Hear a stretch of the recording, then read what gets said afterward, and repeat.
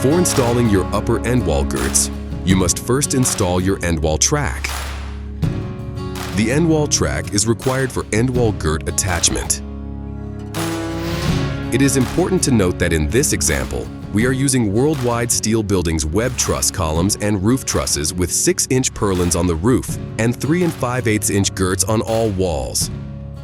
If your building kit has different components than noted, then the dimensions you will need to use may vary from this video. Be sure to verify the dimensions against your W drawings.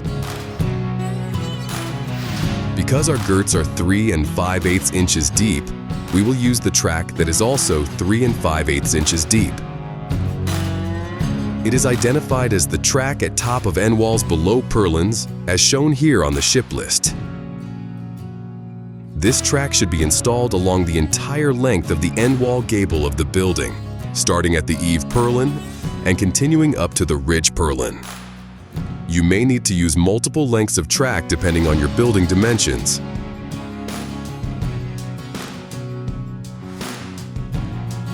This track should not extend beyond the outside edge of the sidewall girts, as it will interfere with the wall panel installation.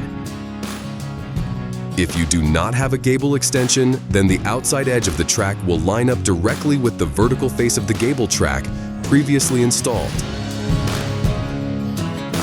If you do have a gable extension, then the outside edge of the track should align with the outside face of the end wall girts. It is good practice to place a galvanized member vertically flat against the end wall girts as a guide. Align the end wall track and clamp into place at your first purlin. Additional clamps may be added at the eave purlin and the ridge purlin. Install the track to the bottom side of the roof purlins with 2 number 12 Tech screws. Continue installing Tech screws until the end wall track has been attached to each purlin.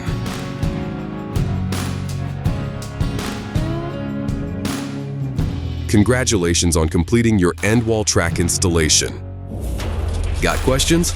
Give us a call at 1-800-825-0316 or visit our website at worldwidesteelbuildings.com.